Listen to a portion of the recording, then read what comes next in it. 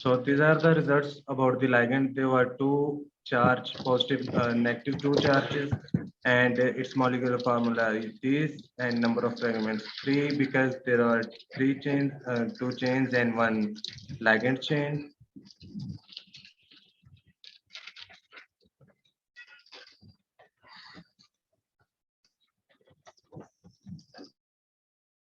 So there is a short information. This information we are not going to write this information into publication purpose, so we don't need for it. And this is same information that we provided to our system. So these are the analysis and these are the results of the MD simulation that we write in the publication purpose, in the publications.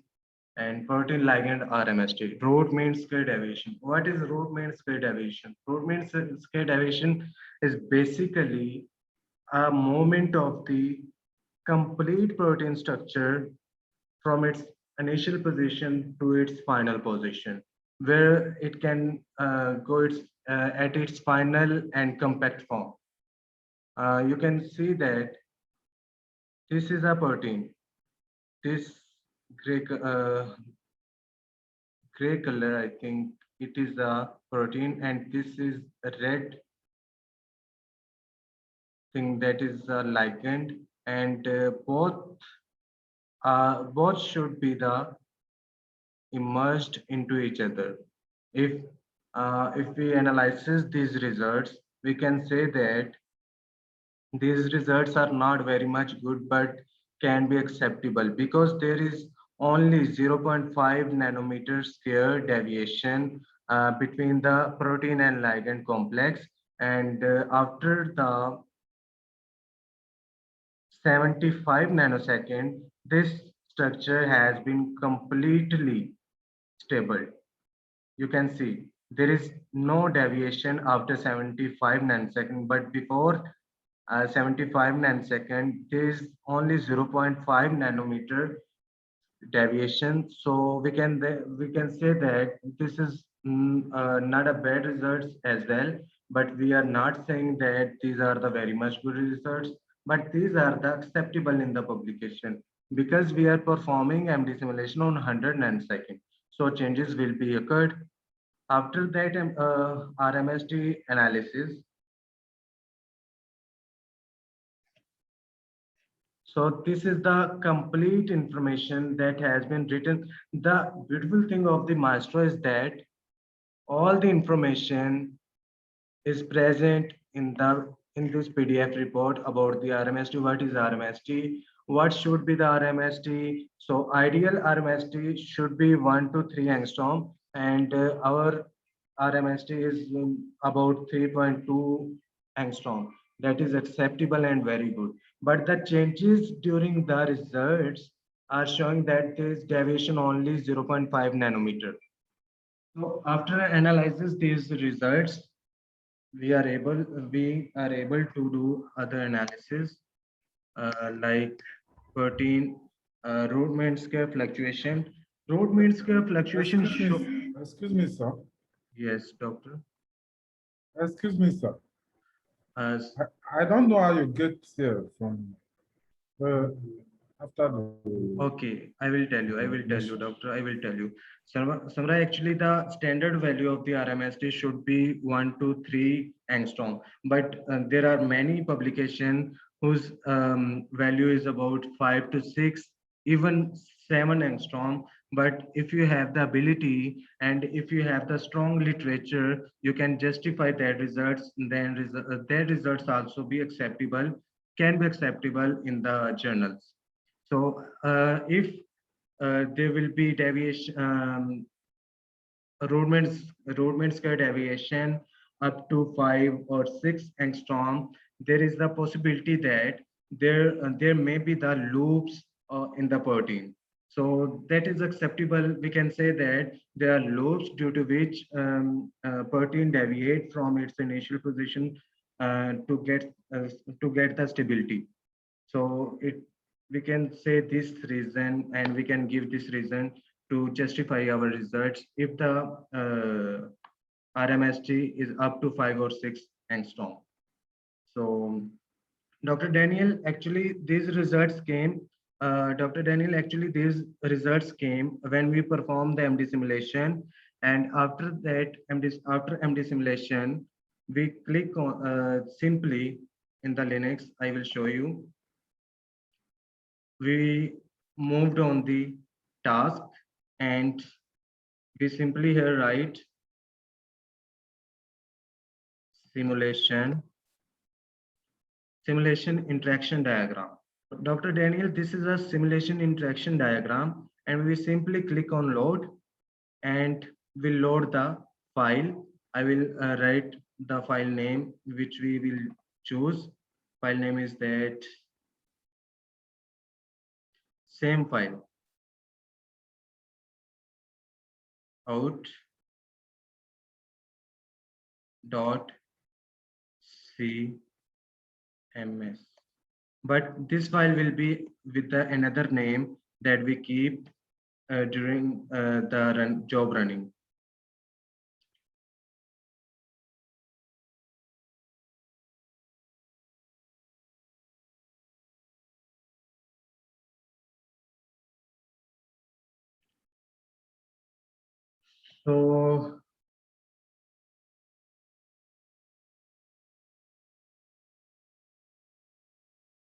So Dr. Daniel, do you understand this?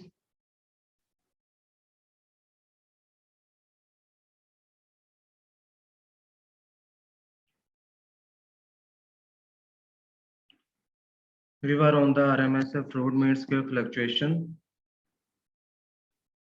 So actually, root mean square fluctuation is the movement of the atom from its initial position to its stability final compact form.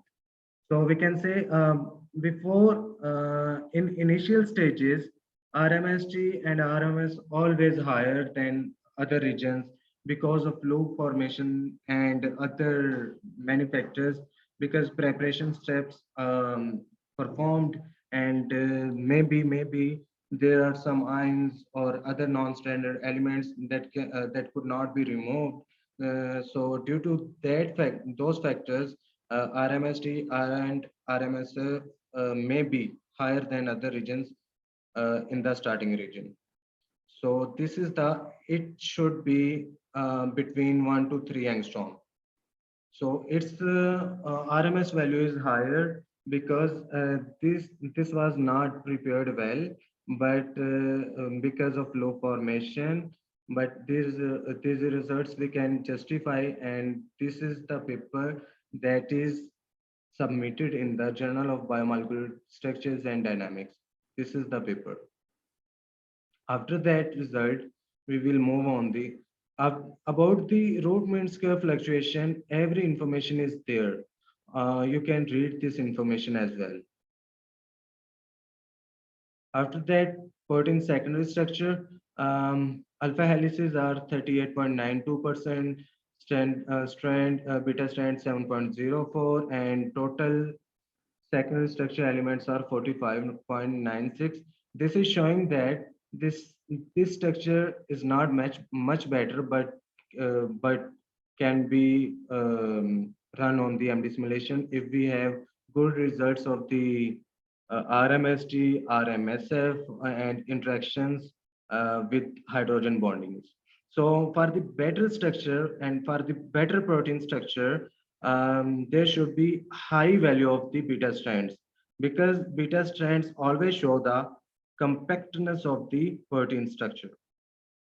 So this is the heat map of the secondary structure elements. If you have secondary structure elements above the 45 or above 50, that structure should be very great in its nature. So this is the information written in this paragraph about the secondary structure elements. This is the heat map of the interactions, and this is the time nanosecond. This is very good. This is showing that results are very good, but RMSF showing bit changes or bit deviations, but not an issue because all the results are very good. This is the heat map. This heat map is showing about constantly interactions. This is showing that. Look, after this is the region and this is the frame where we don't find a strong interactions. This is a frame. So, but if we can see on the 29 second, this is a good, these are the good results because frames are very much better in its strongness and in its interactions. And if we talk about at 49 seconds, 60, 80, and 100, you can see that these are the results are very good and 300 amino acid residues showing the constant interactions.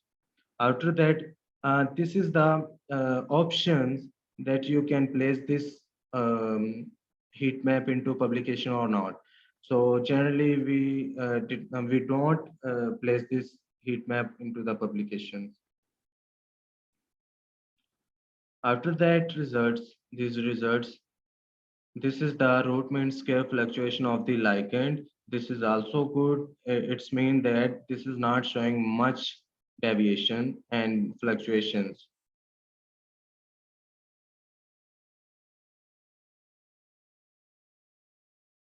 If the MD simulation results, you consider that these MD simulation results are not good, you can perform PC analysis, MMGB, MMGBSA analysis. Those analysis take some time, and PC analysis, for the PC analysis, you should have command on the R language as well. And for the MMGB analysis, you should have the knowledge and information about the different interaction forces like van der Waals forces, static forces, and hydrophobic interaction forces. There are different interaction forces that should be learned before doing the MMGBS analysis and protein component analysis. So this is the protein ligand contact. So if this bar is showing the value of 1, this one considered the best result.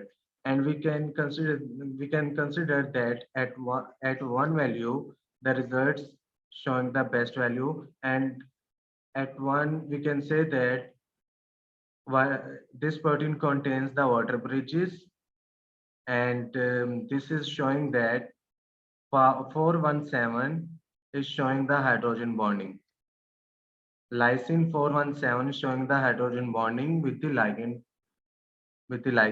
and GLU glutamic acid showing that 406 showing also the hydrogen bonding because this is the part we considered.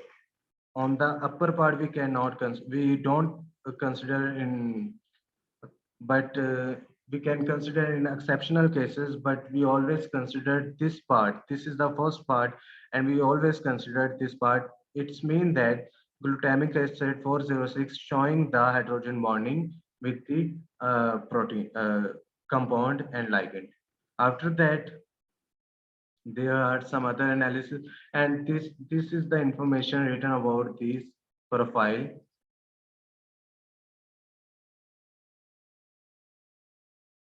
This is also the heat map, and we don't need of it. This is the 2D interaction diagram. This is the 2D. This is the 2D interaction diagram, and these are showing the hydrogen bonding, much hydrogen bonding, and this is calculated on 49%, 37%, 33%, and 30%. These parameters, these percentages can be selected while we were generating these results. So these results showing that this ligand has the strong compatibility with that protein because there are many hydrogen bonding interactions. After these results,